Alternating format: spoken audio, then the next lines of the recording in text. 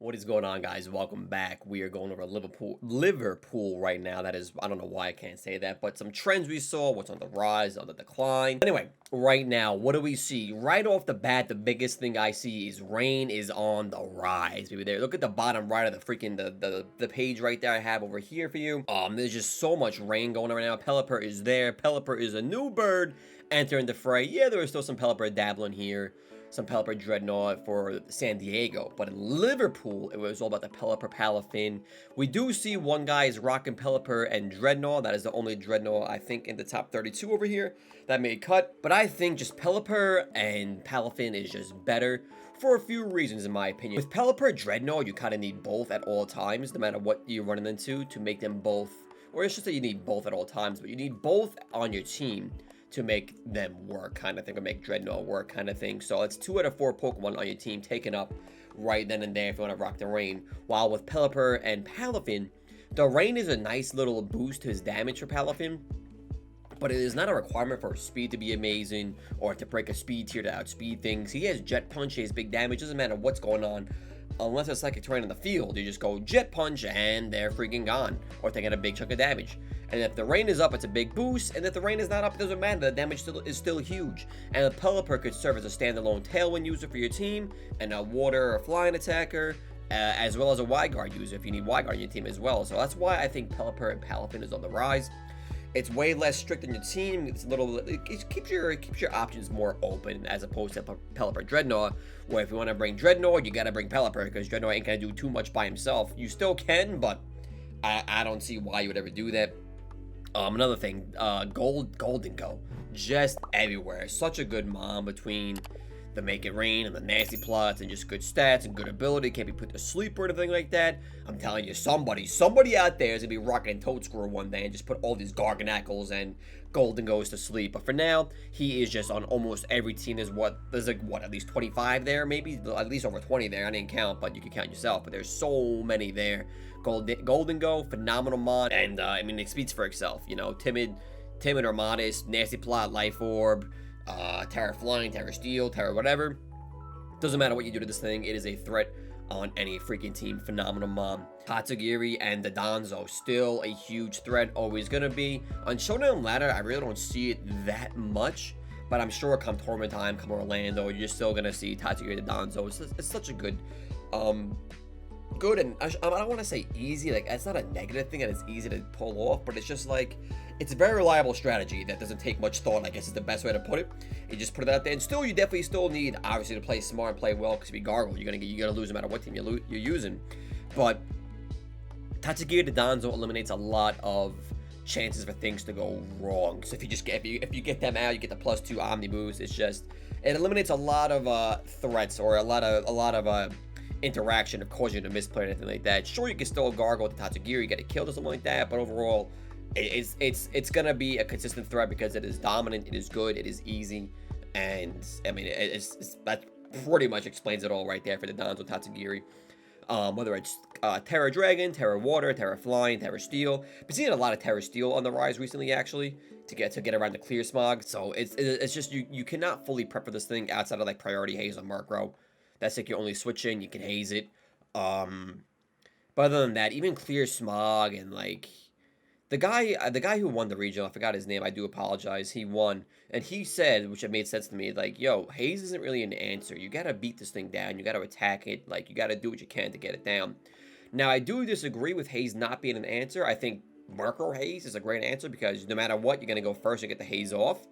But if you're not running Murkrow, then yeah, haze. Like if you have haze on your Palafin, great. Can you take an attack? Can you switch in? Like, is it gonna be on the field at the time when you need it? Like, if you gotta switch into Palafin and get the haze off, like the chances of you living a +2, +3 order up is very slim, I would say, in my opinion. I don't know the calcs, but again, I do agree. The haze is not a true answer for this thing. You just gotta beat it down and beat through it somehow. But just you gotta figure out what you gotta do in your team. That's up to you. Whether it's Perish Song or Foul Play or Meowscarada right hit with the Flower Trick, the credit. There's definitely options out there, but again, a good player is gonna play around those pretty easily and save Tatsugiri to Dondozo until it is time to strike with it, kind of thing. Trick Room, my friends. We see like one true Trick Room here from Alex Soto. My boy put it in the work. He went 8-1 in Swiss. Love me some classic Trick Room over here. The Armor Rouge, Torkoal, Indeedee, Hatterene, just the 4 classics right there. Then King Gambit and the Annihilate. Annihilate was Final Gambit. I think that's his answer for like Tatsugiris and things like that. Otherwise, a team like that, like I was saying, doesn't really have much of an answer for the Dondozo Tatsugiri. But still, Final Gambit, pretty good answer. You hit the Tatsugiri, it's gone. So beautiful. 1 for 1. I take that trade any day of the week. Otherwise, I think he had clear some like a Torkoal also. I'm almost positive he did. Another answer, but if it's Steel type, ain't gonna do too much. However, you are Fire type, you get it with a big Eruption, big Flamethrower, but again, living a +2, +3 order up, and then you could definitely have a Wave Crash in the Sun, but the Wave Sun ain't up, it's just, boop, you're gone. So that's what I see there. Trick Room is really not that prominent. Yeah, you see Indeedee Armor Rouge here and there, but I don't really count Indeedee Armor Rouge as a Trick Room team. It's more of a Trick Room option. If like, all right, well, I'm not going to outpace their Tailwind, and they're pretty fast. I can just go Trick Room on my team with these 2 Pokemon and just rely on Expanded Force and then Helping Hand or whatever. So it's an option. It's not a full team, in my opinion, when you see Indeedee Armor Rouge. But this team definitely is when you have 4 people like Indeedee, Hatterene, Armor Rouge, and the Torkoal. That is Trick Room, and King Gambit, honestly. That's just Trick Room up through and through, baby. But Trick Room is not that prevalent at all. Water Tauros still walking around here doing some good things. We've seen a little bit of Fire Tauros on the rise as well. We see 1, 2, 3, 4 Fire Tauruses, I believe. Or at least 3. I mean, it's not a big amount, but it's cool to see both Tauros get some work there, put in the work, and do what they gotta do. But as we go into Series 2, this is pretty much it for Series 1, I feel. Actually might be. I don't think there's any more tournaments next week, but if it's not, it doesn't matter. Series 1 is 2 is starting February 1st, which is next week, which is crazy. What Pokemon are going to remain? What Pokemon are going to replace? Because, like, looking at some teams, obviously, I don't know if Dragonite's going to be sticking around. I think we're going to see a lot more Roaring Moons instead of Dragonites. Maybe even the regular Samus is going to go away. It's going to be Roaring Moon now. We're going to definitely see a lot of Hariyama. So I think, like, for example, on Alex Soto's team, maybe he loses the King Gambit for Hariyama, or I should say Iron Hands, or loses the Annihilate for Iron Hands. Like, we're going to see a lot of Iron Hands, a lot of Mischievous, aka Fluttermane. We're going to see a lot of Delibird, the Iron Bundles. We're going to see a lot of those Pokemon just thrown onto good teams to see how they function. Or we're going to see some new things as well, obviously, different combinations and whatnot. I've been testing and brewing some things up for Orlando. My team's doing pretty good. I'm getting pretty high in the ladder in Showdown. Quick little humble brag. You're not really that great, but I'm at 1605. It's pretty damn good if you ask me when you start at 1,000. Anyway, so that is what we're seeing here. Garchomp is definitely like, there's 2 Chomps here, maybe a little bit more. I think there actually is just 2 Chomps, but I don't see Chomp being too crazy. Kilowatt of Garchomp over here. I just love the discharge immunity right there. Just go big discharge, paralyze things, and then EQ because you're a bird. You can fly over it, obviously, or just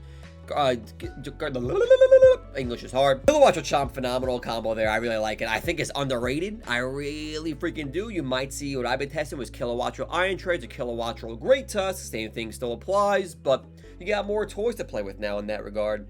But we'll see if someone really good can make it work. Because I've been trying to make sand work. It's just again, there's no sand here. I don't think sand has a place right now.